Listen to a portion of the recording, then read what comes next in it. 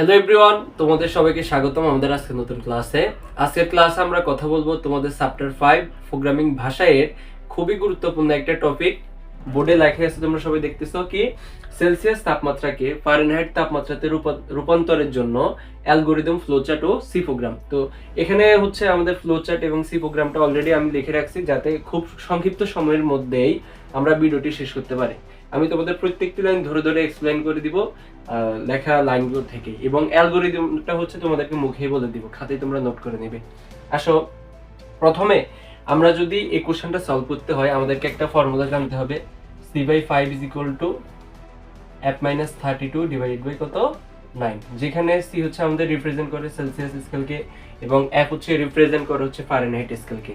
তোমরা যারা ইন্টার হচ্ছে সায়েন্সে আছো তারা হচ্ছে তাপগতিবিদ্যাতে এই জিনিসটা অলরেডি পড়ছো, আর যারা অন্য ব্যাকগ্রাউন্ডের আছে তারা হচ্ছে মুখস্থ রাখতে হবে এটা। c/5 = কি, f-32 ডিভাইডেড বাই 9। তো এই যে এই ফর্মুলাটা থেকেই হচ্ছে আমরা এখানে যে দেখতেছি f = 9c প্লাস 160 ভাগ 5, এটা আমরা বের করছি। কত হচ্ছে ভাই, কিভাবে বের করবো এটা? প্রথমে তোমরা কোশ্চেনটা ভালো করে দেখবা, এখানে কি বলছে, সেলসিয়াস তাপমাত্রাকে ফারেনহাইট তাপমাত্রায় যদি বলে আমাদেরকে সেলসিয়াস টু ফারেনহাইট, আমরা এখান থেকে যে ইকুয়েশনটা বের করব সেটা হবে এরকম ফরমেশনে, মানে আমরা f সমান বের করব। আর যদি উল্টোটা বলে ফারেনহাইট থেকে সেলসিয়াস, তখন এখান থেকে আমরা c = বের করব। তো আশা করি এই বেসিক ক্যালকুলেশনটা তোমরা পারবা।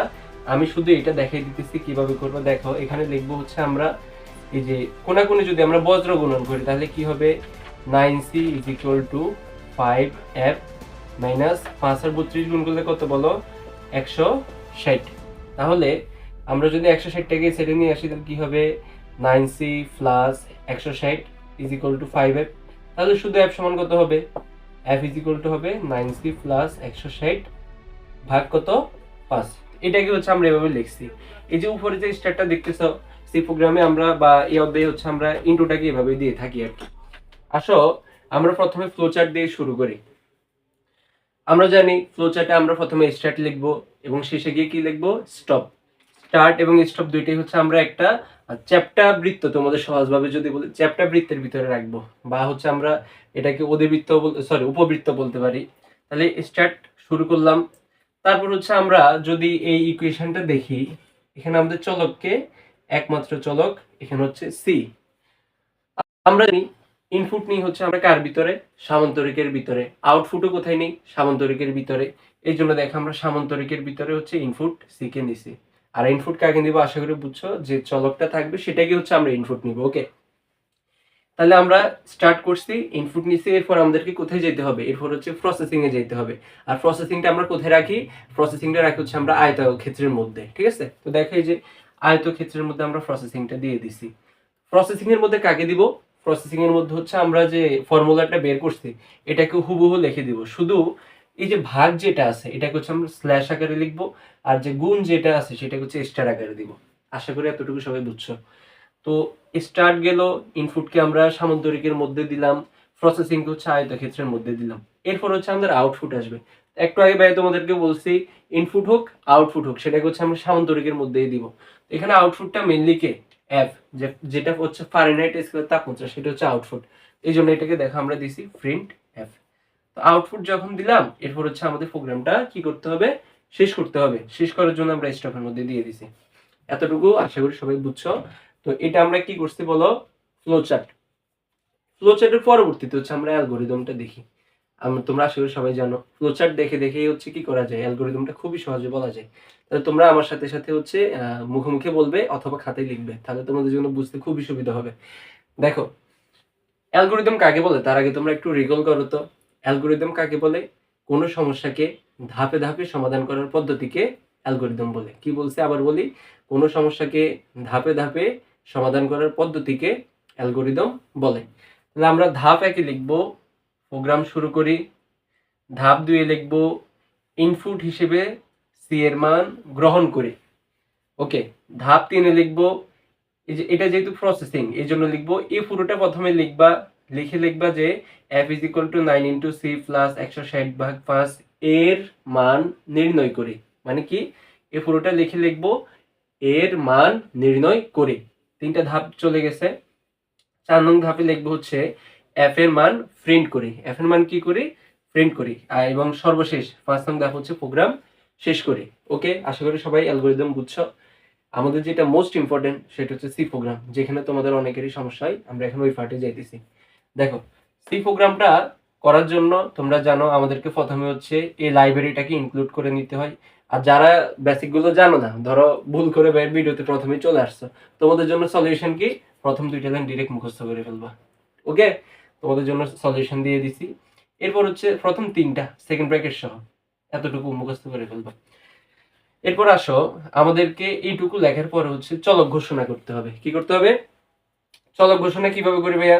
আমরা জানি ডাটা টাইপ কয় প্রকার, 4 প্রকার, ইন্টিজার, ফ্লোট, লং ফ্লোট, আর একটা হচ্ছে কি ক্যারেক্টার যেটা আছে। এখন এই যে আমরা যে সেন্টিগ্রেড স্কেল, ফারেনহাইট স্কেল নিয়ে যখন ডিল করি, আমাদের মানগুলো কি সবসময় ইন্টিজার আসে নাকি ফ্লোটও আসতে পারে? অবশ্যই ফ্লোট আসতে পারে। ফ্লোট মানে কি ভাইয়া? ফ্লোট মানে হচ্ছে ভগ্নাংশ। ইন্টিজার মানে কি? ইন্টিজার হচ্ছে পূর্ণ সংখ্যা। ধরো আমি তোমাদেরকে দিলাম 36.4 ডিগ্রি সেলসিয়াস, এটা কি ইন্টিজার নাকি ফ্লোট? ফ্লোট। এই জন্য যেহেতু মানগুলো ফ্লোটে আসতে পারে, এই জন্য আমরা চলকটা নিচ্ছি এখানে ফ্লোট। আশা করি বুঝছো সবাই। এখন আসো, এখানে সি এর অ্যাপ কেন দিলাম? আমাদের এখানে চলক হচ্ছে কে, সি, কমা দিব, কার মান বের করব, ফারেনহাইট, এই জন্য দিছি অ্যাপ। আর আমরা জানি সি প্রোগ্রামের প্রত্যেক লাইনের পরে আমাদেরকে সেমিকোলন দিতে হয়। ওকে, ফ্লোট তাহলে আমাদের চলক ঘোষণা, এই লাইন হচ্ছে চলক ঘোষণা করছি। দ্বিতীয় লাইন হচ্ছে ইনপুট নিব। আমরা জানি সি প্রোগ্রাম হচ্ছে স্ক্যান অ্যাপ ফাংশনটা কিসের জন্য নাই, ইনপুটের জন্য নাই, এবং প্রিন্টে ফাংশনটা কিসের জন্য নাই, আউটপুটের জন্য নাই। এটা সবাই জানো আশা করি। তাহলে দেখো, আমরা স্ক্যান অ্যাপ ফাংশন নিছি, নিয়ে এটার ভিতরে কি দিছি, পার্সেন্ট অ্যাপ একটা দিয়ে এটাকে ইনভাইটেড কমার ভিতরে রাখছি। ভাই পার্সেন্ট অ্যাপ একটাই কেন দিছি? কারণ দেখো এখানে আমার চলক হচ্ছে একটা, একটা চলক যখন থাকবে সেখানে আমরা পার্সেন্ট অ্যাপ কয়টা দিব, একটাই দিব। এরপর হচ্ছে এই সাইনটাকে কি বলে, অ্যাম্পারসেন্ট, অ্যাম্পারসেন্ট বা অ্যাম্পারসেন্ট যাই বলো, এটাকে কেন দেই? এই যে চলকটা যে তুমি নিছো, এটাকে মেমোরিতে সেভ করার জন্য অ্যাম্পারসেন্ট দেয়। তাহলে অ্যাম্পারসেন্ট অফ কি দিয়ে দিব, ওই যে তোমার চলক যেটা ছিল সি, এটাকে অ্যাম্পারসেন্ট অফ সি দিয়ে দিব। এই লাইনটা যখন শেষ হবে এরপর আবার সেমিকোলন দেব। দেখি তোমরা কারা বুঝছো আমার এই প্রশ্নটার উত্তর, তুমি নিজে নিজে বলো তো দেখি। ধরো এখানে চলক একটা না থেকে দুইটা চলক ছিল, তখন আমরা এখানে পার্সেন্ট অ্যাপ কয়টা দিতাম? Yes, you right. এখানে তখন আমরা পার্সেন্ট অ্যাপ হচ্ছে 2টা দিতাম, এবং ধরো চলকটা ধরো একটা এ ছিল, তখন আমরা এখানে দিতাম ampersand of C, ampersand of A. Okay, তাহলে আমরা ইনপুট নেওয়ার পর হচ্ছে এখন প্রসেসিং এ আসবো। প্রসেসিং এ কিভাবে যাব? প্রসেসিং এ হচ্ছে আমরা যেভাবে যাব সেটা হচ্ছে আমাদের যে সমীকরণটা আছে পুরোটাকে লিখে দিব, একদম হুবহু দেখে দেখে লিখে দিব, কিচ্ছু করা লাগবে না। এরপর হচ্ছে সেমিকোলন দিয়ে দিব, ঠিক আছে? এরপর হচ্ছে আমাদের প্রিন্ট এফ ফাংশনটা দিব। সরি, এখানে একটা ভুল হয়েছে, এটা হচ্ছে পার্সেন্ট অ্যাপ হবে। কেন বলো তো, কে কে ধরতে পারছো? এখানে পার্সেন্টই কখন দিতাম, যদি এটা ইন্টিজার হইতো তখন এখানে পার্সেন্ট দিয়ে দিতাম। যেহেতু এটা আমরা ফ্লোট নিছি, এখানে কয়টা দিতে হবে পার্সেন্টেজ। একটু আগে তোমাদেরকে আমি বলছিলাম চলক যদি একের অধিক হইতো, স্ক্যান এফে আমরা পার্সেন্ট অ্যাপ কয়টা দিতাম, 2টা থাকলে চলক পার্সেন্ট অ্যাপ 2টা দিতাম, 3টা থাকলে পার্সেন্ট অ্যাপ 3টা দিতাম। কিন্তু একের অধিক চলক হলেও কিন্তু প্রিন্ট এফ আসে কিন্তু পার্সেন্ট অ্যাপ একটাই দিব। আশা করি সবাই বুঝছো, প্রিন্ট এফে পার্সেন্ট অ্যাপ কয়টা দিব, সবসময় একটাই দিব। কেন ভাই একটাই কেন দিব? কারণ আমার রেজাল্ট কয়টা বের হবে, আউটপুট তো একটাই বের হবে, এই জন্য আমরা এখানে পার্সেন্ট অ্যাপ অলওয়েজ একটা দিব। আর শেষে যে অ্যাপটা দিছি দেখো, এটা হচ্ছে আমার আউটপুটটা। এই যে কার মানটা বের করব, অ্যাপ, দেখো এখানে অ্যাপ দিছি, এখানে অ্যাপ দিয়ে দিব। তারপরে এই যে সেকেন্ড ব্র্যাকেট শুরু করছি, সেকেন্ড ব্র্যাকেটটাকে সুন্দর করে ক্লোজ করে দিব, এবং আমাদের ভিডিও এখানে ক্লোজ হয়ে গেছে।